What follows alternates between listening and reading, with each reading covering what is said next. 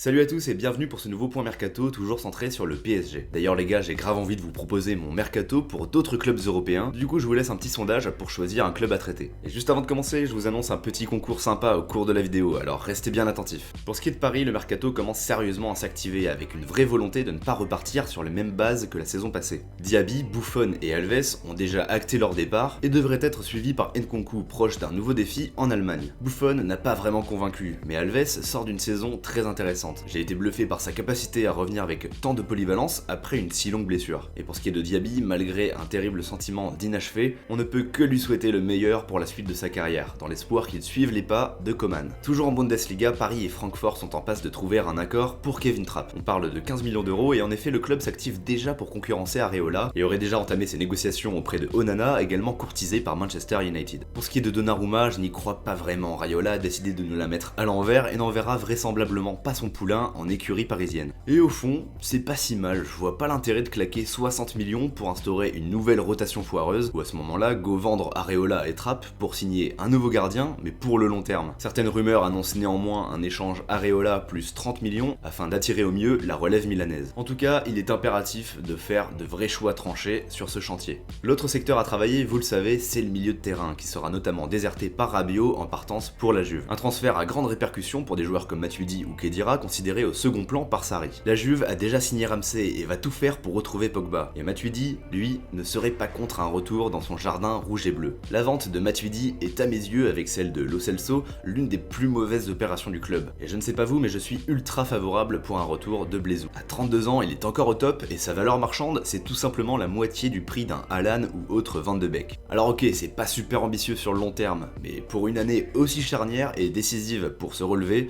le retour de Matuidi ne ferait que du bien. De plus, Paris a perdu ses ancêtres censés cadrer l'équipe et aura besoin de l'expérience d'un ancien de la maison qui aime vraiment le maillot, en espérant que cela puisse compenser le désintérêt de Neymar dont les rumeurs sèment encore et toujours la pagaille. Malgré ses affaires judiciaires, je trouve hallucinant qu'il ne se soit toujours pas exprimé sur son avenir, d'autant que les médias espagnols vont jusqu'à citer sa propre volonté de partir, et la moindre des choses serait de commenter ce genre de sortie. Mbappé s'en est amusé sur Twitter, alors pourquoi pas lui? Mais bon, à force, tout ça m'est bien égal. S'il reste, tant mieux, c'est le meilleur joueur pour faire passer des caps à Paris, et s'il part, tant pis, Zlatan s'en est allé en légende, lui en risée. Pour ce qui est des arrivées, vu la canicule actuelle sur Paris, je vous conseille vivement la clim de Ligt, vous verrez, c'est super efficace. Non sérieusement, on commence à être habitué, mais j'ai vraiment peur que la hype Leonardo nous joue finalement des tours. Pour moi, c'est à double tranchant, soit il nous régale et Léo profitera de l'amour de ses supporters pour retrouver une dynamique positive au sein du club, soit il enchaîne déception sur déception, et alors là, on tombe tous en dépression pour l'an prochain. Alors je vous parle, de Ligt se fait toujours désirer, mais un transfert à la Juve semble se dessiner. Rien n'est joué, mais perso, je préfère ne m'attendre à rien de peur d'être déçu.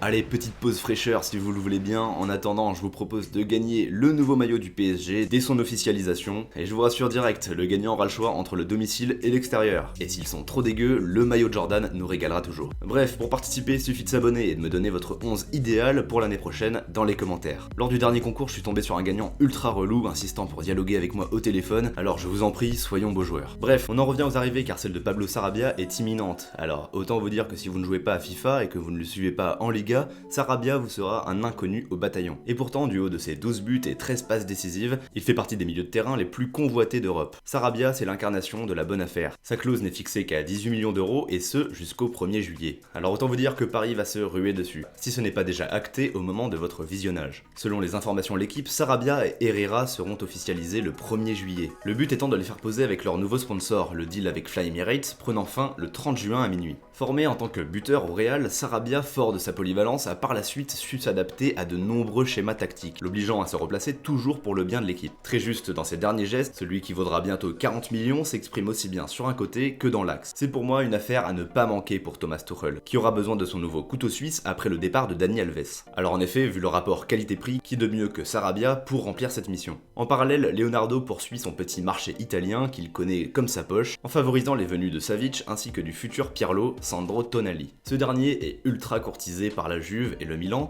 mais pourrait bien suivre le modèle Verratti en rejoignant le projet parisien. L'ancien de Pescara a connu un parcours très similaire et serait d'ailleurs en contact avec Tonali pour essayer de faire pencher la balance. Espérons qu'il soit un aussi bon recruteur que Ronaldo avec De Ligt, mais en tout cas c'est ce genre d'initiative ambitieuse que je salue chez Leonardo. Il faut assurer un avenir pour le club, assurer le développement de joueurs concernés et amoureux du maillot. Mais si le pari Verratti n'avait coûté que 12 millions, les temps ont changé. Et après ces records faramineux de transfert, le PSG a des moyens, connus de tous. À l'image d'Olas avec Ndombele, les dirigeants n'hésitent pas à réclamer 15 millions, voire 20 millions de plus quand il s'agit de faire affaire avec le champion de France. 35 millions d'euros seront donc au minimum réclamés par Brescia. En cas de dénouement favorable, reste plus qu'à espérer que le club gère au mieux son profil et qu'il ne finisse pas dans l'oubli des Diaby, Guedes ou Lo Celso partis trop tôt. Bien sûr, en parallèle, j'aimerais beaucoup voir un 6 du type Alan, mais à mon sens, un milieu de terrain en investissant moins de 100 millions au total avec une éventuelle vente de Paredes, ça reste du très haut niveau. Herrera, Sarabia, Verratti, Tonali, éventuellement Marquinhos en 6 et un retour de Matuidi, je signe direct. Alors bien sûr, on n'oublie pas Savic qui, âgé de 24 ans, nécessite un investissement de 80 millions d'euros. Mais encore une fois, il ne s'agit pas là d'un milieu défensif, donc son profil reste très intéressant, mais si Neymar reste au club et si Sarabia vient à signer, la priorité restera pour moi un 6 ou bien un défenseur central du type de Ligt. Voilà, je pense qu'on a fait le tour de l'actualité mercato du Paris Saint-Germain. J'espère vraiment que ça vous aura plu. On se retrouve très bientôt pour de prochaines vidéos et n'oubliez pas de participer dans les commentaires. Allez, à très vite, prenez soin de vous et ciao tout le monde.